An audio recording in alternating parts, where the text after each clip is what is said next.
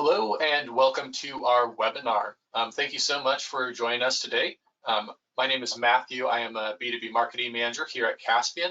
I'm here to just take care of a few housekeeping items before I'll pass it over to our wonderful speakers, Kunal and Robin. First things, you're going to notice that Dan Saunders is not here. There was an emergency that came up last minute and Dan is unable to be with us today. But Robin Johnson has graciously stepped in to fill Dan's spot for us. Robin contributed to the State of Amazon report along with Dan. So she's very familiar with this content. You're in good hands with her. But we do have just a slight change in our presenters today. For the housekeeping items, this is being recorded and we will share a copy of the recording to all the emails that you registered with. We also are going to have a live Q&A at the end of this presentation. So if you have questions at any point, please do drop those in the chat. With that, I'm going to pass it over to our speakers to introduce themselves, starting with Kunal, and I will return for that Q&A. Excellent. Well, great to meet everyone, and thank you for having me on this webinar. Really great to share the space with Robin here today. By way of introduction, my name is Kunal Chopra, and I'm the Chief Executive Officer at Caspian. At Caspian, our mission is to optimize and grow brands on today's leading online marketplaces, such as Amazon, Walmart, eBay, among others, and we provide a complete platform of software tech-enabled services to help you do so. And very excited to present to you the state of Amazon 2022 to all. So Robin, to you. Hi, my name is Robin Johnson. I'm the CEO of Marketplace Blueprint. I have been selling on Amazon for over 11 years, and we have an agency that works with brands on Amazon as well. And I'm really excited because there's some great data in here that we're really looking forward to sharing with you today. So. Excellent. And here's the agenda that we'll be going through. We're going to cover a number of different topics, and I won't go through this entire list, but there are the number of different topics that we want to cover today. So let's get right into it. Our first topic really is, why should you be even believing us as speakers here today? Before we dive into trends and predictions, it's important to know where all this information is coming from. And so from our perspective, Caspian has really been a leading seller on Amazon and other marketplaces since 2008. Over time, we have served over 4,000 brands, giving us an unusual wealth of data that we have used to maintain a careful pulse on the marketplace.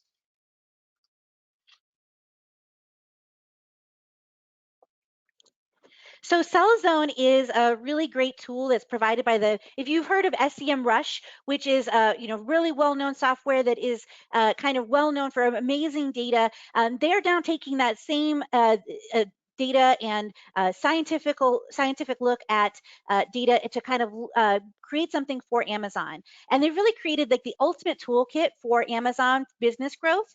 And it's a place where you can get really trusted data on search volume, correlation, website traffic, and digital trends. It can be really great. There's some tools that you can't get anywhere else. And so when you think about Sellzone data, you want to think about the same trust and that you have that it comes with SEMrush data. So. Great. So with that out of the way, let's get started with our first topic, which I believe is something on everyone's mind. When will the supply chain get fixed? I know we've all faced supply chain issues throughout these past couple of years as we were going through the pandemic. And so let's start with that important topic around supply chain.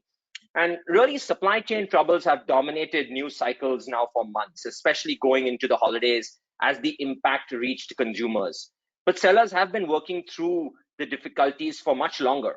In the early days of the pandemic, we saw production fall to a standstill and FBA close its doors to all, but a few select categories. Ever since, there's been persistent delays. We've also seen cost rise, transportation times lengthened from weeks to months. So if you sell on Amazon, you're well aware of all these pain points. And so we won't rehash all of them. Instead, we can highlight some positive news too. By Q3 2021, FBA had nearly doubled its warehouse space compared to the start of the pandemic. Amazon Air continues to expand its air fleet, offering more one-day shipping to more of the US operations, began at Cincinnati North Kentucky International Airport in August 21st. And the hub operates dozens of flights every day. In even better news, on January 1st, 2022, Amazon reduced the Inventory Performance Index, the IPI score, threshold from 450 to 400. So there's positive news at the end of the tunnel for all of us in this space right now. There is certainly light at the end of the tunnel, but it's still a long road ahead. CFOs from HP, Hewlett Packard, Under Armour, Ford Motors, and other global companies repeat the same message. Supply chain troubles will persist until the end of 2022. At Caspian, some of our partners have had production backlogs so long that they cannot fulfill orders until 2023. So folks, we've got a tough year ahead of us, no doubt, but knowledge is half the battle, as all of you know. If we set the right expectations in our planning, forecasting, lead times, we can mitigate many of these risks. Additionally, brands should look at where they can streamline their supply chain and build in resiliency. Those two goals sometimes conflict, no doubt, but when they do, what is the cost-benefit analysis is something that we should be looking at. Can you diversify or relocate where your source product from? Can you consolidate shipments or direct import through Amazon Global Logistics, the AGL program? Can you recover costs such as seller reimbursements from FBA? If you can't access those efficiencies on your own, could you get them through strategic partnerships, through others out there? So Amazon supply chain is just one piece of the puzzle. Now we got to talk about Amazon marketing as well, because marketing on Amazon has definitely changed throughout the pandemic as not only the marketplace has evolved, but as customer behavior has changed from the use of the increase of traffic and adoption as people were home and as many retail stores were closed during the early parts of the pandemic. You can see that we look at the traffic over time on Amazon, then you can see that if we look at 2020, there was a huge jump. We did see a decrease in that traffic over 2021. So if you saw that it was hard for you to maintain that same sales volume or to continue having year-over-year growth, you probably weren't alone in that there was a slight decrease. But while that decrease on traffic did happen, Amazon is still the largest player it still has the biggest amount of traffic, even despite that decline. So there's still a lot of opportunity on Amazon. We just have to take into account that there was that artificial bump that happened in 2020 and adjust that for our expectations for 2021 and look at how that behavior will impact us and kind of have a little bit more realistic volume of search for 2022 as we're creating our forecasts for our individual products and clients. If we look at the intent of buyers on Amazon, we can see that we have had an increase of more focused intent. And that is, we can see that in a couple different ways. The first is we're seeing more desktop traffic, more people who are going on their desktop and looking. So we have seen that since the COVID breakout, desktop visitors have started dominating the Amazon platform. So you want to consider that as you're looking at optimizing your listings, that there is kind of still that balance between desktop and mobile. We've also seen that the bounce rate fell by 1.4% as visitors started to spend more time on the site. Now, as we looked at direct traffic and how the traffic patterns have moved on Amazon, we've also seen that direct traffic actually fell, and while referral traffic grew by 13%. We can actually anticipate that this might, the amount of referral traffic might increase as Amazon is starting to create more products like Amazon brand referral bonus as part of the Amazon attribution. And as the adoption of the Amazon attribution program increases as well. If we look at the traffic internationally, so we look at beyond just the .com, we can start to look at, if we could get to the next slide, if we could, oh, there it is. Okay, great. If we look at kind of the traffic by countries, what we're able to see is that Amazon.com definitely has a majority of the traffic share. A lot of times when companies are getting successful, they're getting a lot of traction on Amazon, they want to move to other marketplaces. You want to consider the percentage of traffic share. We can see that India has the most traffic share, and if we look over time, we can see that that bump has been continuing, has continued to grow over the increased share that it has over compared to Canada and the UK, which I think a lot of people will look at as fairly decent sized marketplaces that can be worthy of expansion to. So this graph over time shows us how each individual country marketplace for Amazon has been doing over the last year and how it has been growing or changing over those periods. Great. So just to give everyone a few marketing updates from Amazon, the Amazon marketplace saw many changes to marketing tools in 2021. Some tools were retired while others were expanded. Of those many updates, we see two important callouts. The first one, many of these updates contribute to branded experiences on Amazon. Stores, posts, A+ content, and videos are all getting more attention, and they all provide branding opportunities. Number two, in October 2021, Amazon added features to sponsored display ads that were previously exclusive to Amazon demand-side platform, the DSP. Amazon DSP started with a $35,000 price tag, while sponsored display ads have no such fee. As such, gaining access to these features is a pretty big deal. Caspian has been heavily testing sponsored display ads since these features were added, and we saw very exciting results in the holiday season, which we'll share in a future webinar. While Amazon advertising is getting more tools, costs though are rising. Cost per click and advertising cost of sale are both up year on year. According to Marketplace Pulse, CPC is up 50% year over year, and ACOS is up 36%. In the broader scheme, we also see that Amazon has continued its focus on its advertisement business. The other segment, which is mostly Amazon advertising, has rapidly grown in recent years. It is growing large enough that Amazon may start to report on advertising revenue as its own line item. It's also worth noting that the VP of Amazon advertising has made a direct report to Jeff Bezos in 2019, so signaling that Amazon's heightened focus on that advertising business.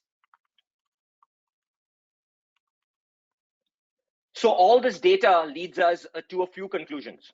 The first one is that Amazon is curating more branded experiences within its marketplace.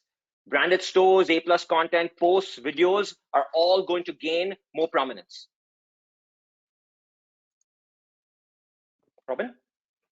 Yes, so when we look at we know that Amazon isn't the only place in town. We need to be expanding past Amazon in order for you to continue to grow. And so there's a lot of opportunity that's off Amazon for many brands. If we could get to the next slide. Oops, I think I'm off. Sorry, I'm off. So Amazon is curating, we look at those predictions, brand experiences will be a new focus. Amazon is curating a more branded experiences with its marketplace, and off-market advertising is going to grow in importance, especially as we've seen those cost per clicks have gone up. We're going to see advertisers move off Amazon as well. Advertising costs will continue to rise as there's more adoption and more brands put more focus on that, in addition to the impact of aggregators. These cost mitigation strategies will be key for success. So looking at these and how you can optimize for these and really navigate these changes in the marketplace are really going to be key.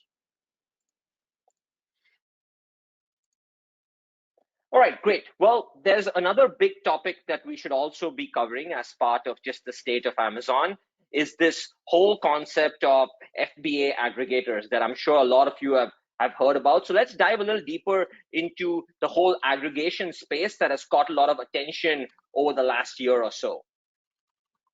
So you can see from this graph that we've got from Marketplace Pulse that FBA aggregators on Amazon have been a hot topic since the start of the pandemic. when companies, especially like Trashio, started raising hundreds of millions of dollars in funding for acquisitions. Now over $13 billion has been invested in this space. And so with this amount of capital in this space, it's going to have an impact on the marketplace. So the question that we should all be asking is, when and by how much? So FBA aggregators face a very tough challenge. They have bought potentially dozens and dozens of brands. Now, to leverage economies of scale, they need to consolidate as many tools and processes for those brands as much as possible. For example, each brand has its own factory, they have their own supply chain, they've got margin, they've got their marketing strategies, and much more. So 2022, in our opinion, will be the first year where these investors have to prove that they can be operators too.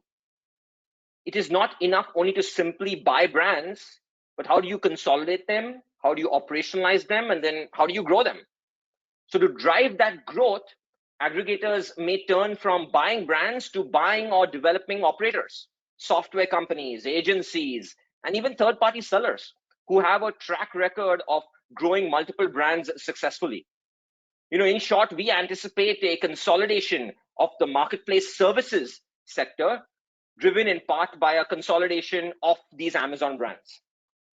So finally, we also know that not all players can win, right? So I predict personally in the next 3 to 5 years that most of these aggregators will either bottom up or will get acquired. And and having those aggregators change will change the marketplace for sure. But we're also seeing a lot of changes off of Amazon. When we look at some of the traffic that's available, when we see some of the traffic that we see from e-commerce, we saw that there was an artificial bump that happened during 2020. When we saw that surge was temporary. So you can see here in the graph, we see a large bump starting at the beginning of the lockdown that starts to tail back over time as things started to open up. So that artificial growth of Amazon and the marketplace, overall e-commerce marketplace, did see a parallel in the way that they jumped and in the way they've fallen back and started to return to normalcy over time. So with that, what we can look at additionally is what other e-commerce players have had significant changes in the way that they have been moving, and which places have really been a game changer when it comes to real e-commerce in lots of different places. We see that there are some niche players that are available, and players that were previously pretty niche have started to move towards different movement. We've seen an increase in traffic in Walgreens, Costco, Etsy, Lowe's, and Walmart, all places that can be great potentials for your products to expand even after you have maximized what you're able to do on Amazon. So it's important that we're not just focused on Amazon, but we're also looking at overall in e-commerce and how can we make sure that our products have the best adoption rate and the lowest CPCs and best return on our advertising by diversifying on those marketplaces when appropriate. We've also seen that 2021 really drove sales for electronics. Electronics dominated product searches, and the top 30 most searched products on Amazon were primarily electronics. We saw a tremendous success with Apple alone capturing 7 of the top 30 most searched for products in 2021. Masks, desk chairs, office chairs, all of 2020's biggest winners are still very much in demand. And then a little kind of surprise and delight is a fidget toy, the Pop-It. If you have kids around ages 8 or 10, you probably have 400 of these at home. And they took the 3rd place on the top list with almost 2 million average monthly searches on Amazon, which is really quite amazing considering it was a fairly new to market kind of fidget toy that just recently popped up. We do, as you're doing your forecasts for the next year, the questions really is, can we trust the data from last year? Or when will sales growth normalize for the year 2022? And what we have seen is that we can expect to see low or even negative sales over Q1 since 2022 lacks the same tail. If we could get to the next slide, please. Lacks the same tailwind. So you can see here that there was a leftover bump from 2021, from kind of the leftover pandemic increase, and that has tailed down over the last year. So we can see that it might be predictable that you would see lower sales in Q1 of 2022 than you did of Q1 2021. We would expect that most brands not in a high growth state would expect flat or positive growth in Q2 as we start to lose some of the tailwind that we got as part of the pandemic bump and start going back to normal traffic patterns as people kind of normalize their lives and are spending more time outdoors and getting back to previous behavioral patterns. Yeah, I'll just reiterate what Robin said is to, as you think through 2022, really recalibrate your expectations. 2020 was an atypical year and the tailwinds fell off after Q1 of 2021. Headwinds are still present and new headwinds like LTSPs and inflation are coming. So absolutely still aspire to grow, but do so with a clear understanding of the current context. So with that being said, I think we've covered a lot, and we'd love to have this open to some Q&A where we can kind of discuss questions. So Matthew, back to you. First, thank you, Kunal and Robin. Wonderful presentation. Again, with some last-minute changes there, so really appreciate both of your time. We have received a few questions in chat. I'll start posing to you. And then please fire away more questions. We have plenty of time here to chew into this data.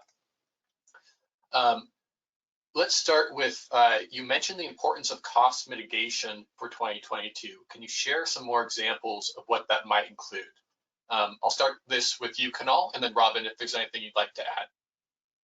Yeah, I think, in 2022 or, in previous years, we've been very proactive when it comes to, I'm going to buy, inventory from a number of different brand partners or different categories.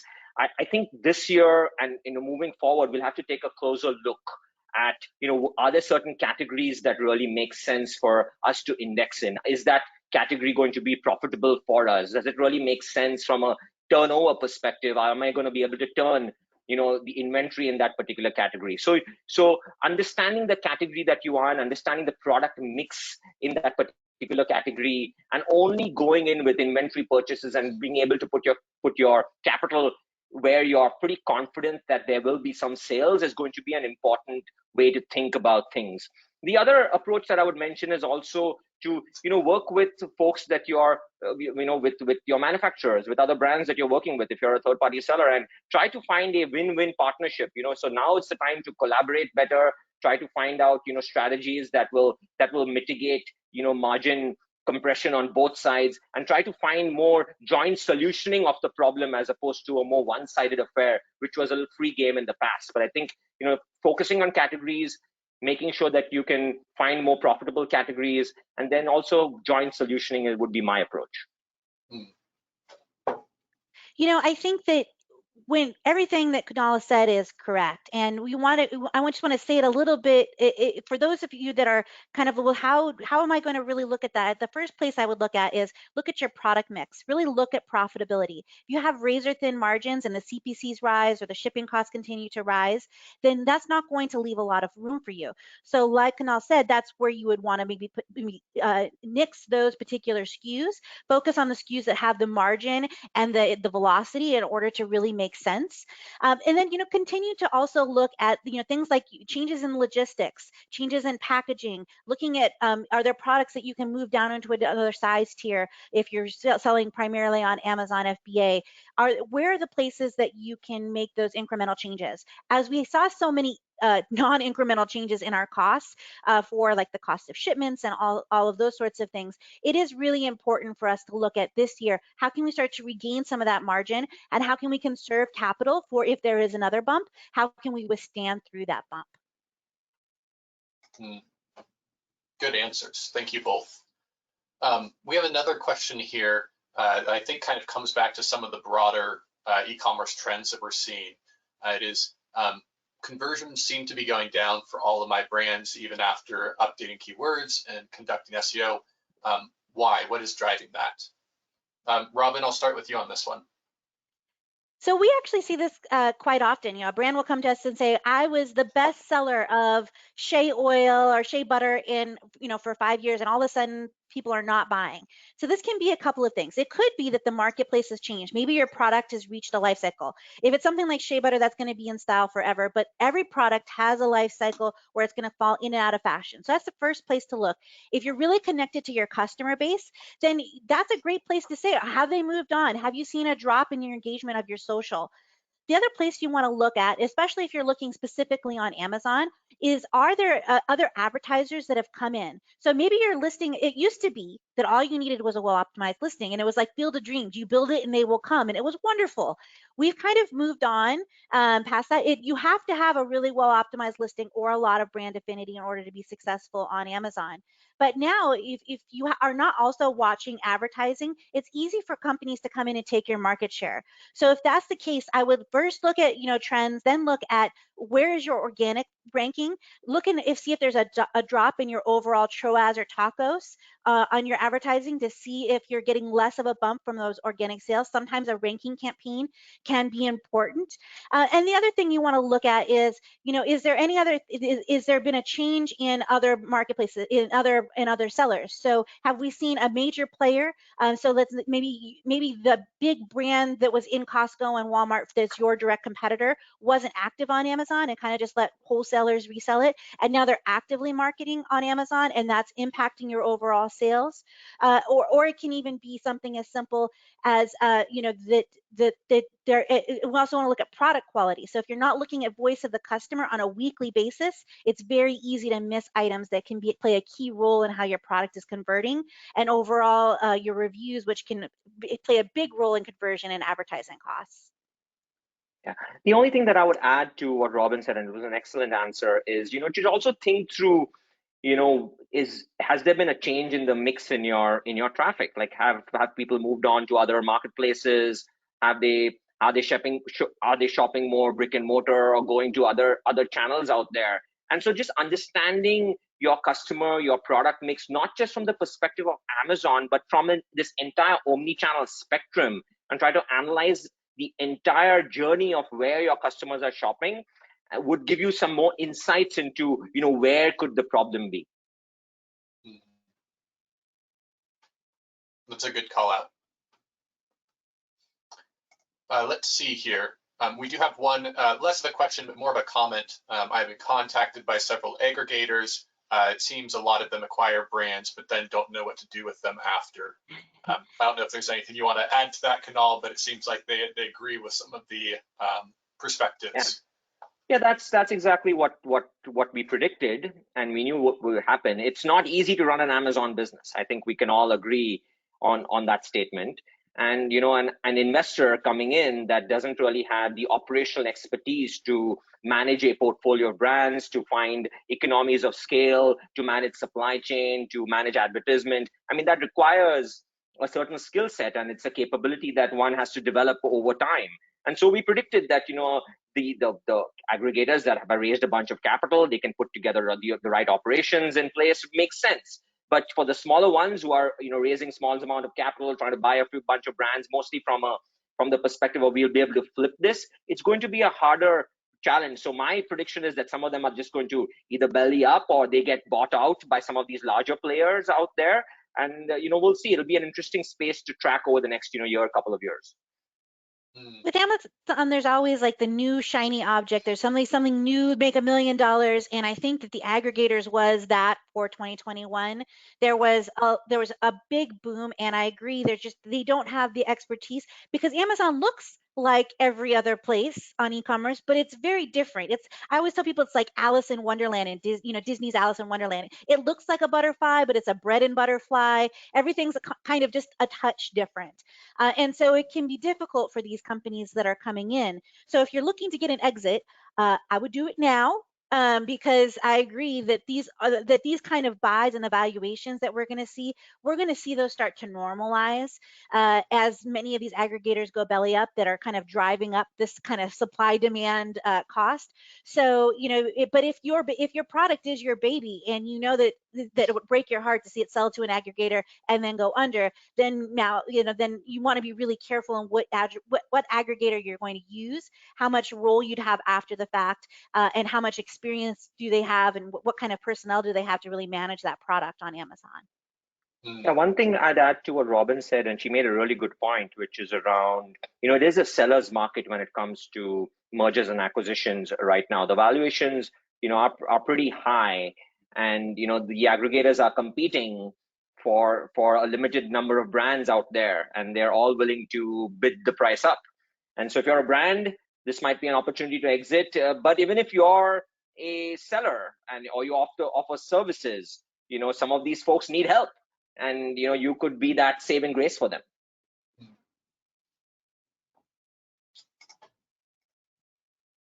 I have a next question for you, Robin. It's about the slide with the direct traffic and referral traffic changes. Specifically, can you talk more about the changes or the impact of referral traffic growing? How should that impact or affect brands' marketing strategies for Amazon? So if you're looking at referral traffic, and one thing that Sellzone does have that I think is pretty cool is they have where you can see where it kind of looks at what links are going to a product. So you can see if your competitors are getting a lot of affiliate traffic. Some of those things can be really helpful in helping you identify where some of that external traffic is going. This can especially be helpful if you have a product that seems to be rising really rapidly, even though you're not seeing them show up in advertising. You're trying to figure out where they're getting their sales from. Sometimes seeing where that referral traffic is coming from can be helpful. You're not going to have a lot of the amount of transparency that you're going to have is going to be, of course, pretty limited with Amazon, but you will get some. Especially if you're like a new to category product, or if you're having a product that's having a hard launch, because most of Amazon ads are very top of funnel. I know they're working, or bottom of funnel. I know they're working on some top of funnel kind of advertising where you can have a little bit more product education and awareness. But because the ads are so bottom of funnel, it can be difficult to launch some products that maybe take a lot of customer awareness, or take a little bit of a longer cycle. So if that's the case that you're in, then that means now is a good time to take a second look at driving external traffic to Amazon in some cases. And if you're going to do that, make sure you're using the Amazon attribution program, so you have something based in reality as far as how those programs are actually working, what the actual return that you're seeing on those is. And then you can get a discount on the referral fee through the brand referral bonus program. I wrote an article in Search Engine Journal about it just this month. It's a small discount. It's not going to offset the cost of Amazon fees, but at least it's a little bit of help in a tight market. I don't know if that helps. Yeah, no, I think that was a great answer. Thank you, Robin. This next one I want to pass to you, Kunal. It's about the competitive positioning chart. It says the competitive positioning chart was interesting. Shopify fell from the biggest game changer to the most niche. Target moved from game changer to niche. Does this chart tell the full story? Yes, partially. Certainly, tells us a little bit about who the big players are, and where the true opportunity exists out there in this space. I mean, at the end of the day, look, Amazon plays a certain role when it comes to a shopper's journey. Shopify has its own place in the shopper's journey. Like when I look at Shopify and I look at marketplaces, I try to categorize them into a separate bucket and say, hey, Shopify is all about direct to consumer. How do you control the experience for your user? And they're competing with a certain other set of products, such as BigCommerce and other folks out there who are really trying to facilitate a very direct to consumer experience. Then you have these marketplaces, and within them you have the Walmarts, the Target Pluses, the Amazons of the world, and Amazon being the behemoth there with some opportunities. And then if you want to go one step further, you can think about it like, well, there's also the brick and mortar and retail. And so that covers your entire omni-channel kind of experience, right? I have direct to consumer, I have brick and mortar retail, and then I have all these different marketplaces. And what you, as any brand, should be thinking about is, how do I meet my customer where they are across across the entire spectrum? And so you want to be able to think through this omni-channel like strategy across all these different channels, whether it's direct to consumer through Shopify, whether it's through Amazon, whether it's through Walmart, of course, understanding your customer and your product mix, etc. But that's the perspective that I like to take. And Shopify has its own place in this spectrum, and I don't look at them as sort of either or, as opposed to they're just part of the overall spectrum, and you need to have a presence across them all. If I could just add there's a pitfall in looking at data like this and saying, this is the biggest marketplace, this is where I need to be on. If you're going to a lot of SEO conferences, you've probably heard this 400 times, but we want to think about intent of the user. So where is your customer going to be? Where are they going? There are customers who are going to look at Walmart and going to say, maybe that product isn't as good as I thought it was, depending on so you need to get into the psychographics of your customer. Where are they going to expect to find your product? Where are they already shopping? And where are their buying habits taking them? So not just looking at this data and saying, okay, I'm going to follow that trend, but I'm going to look at where my community is, where my buyers are, and I'm going to anticipate where I expect them to be. I'm starting to focus on building in those locations, not just simply because one has more volume or over the other. Very good insights. That is actually the end of our questions here. So I think we can go ahead and wrap this up early. Once more, thank you to all of our audience members for taking the time to join us today. Thank you, Kunal and Robin, for stepping in to join us and lead this conversation. A big shout out to Sellzone for collaborating with us on this report. Really appreciate everyone's time here. With that, we'll close it up. Thank you, everyone. Thank you. Appreciate it.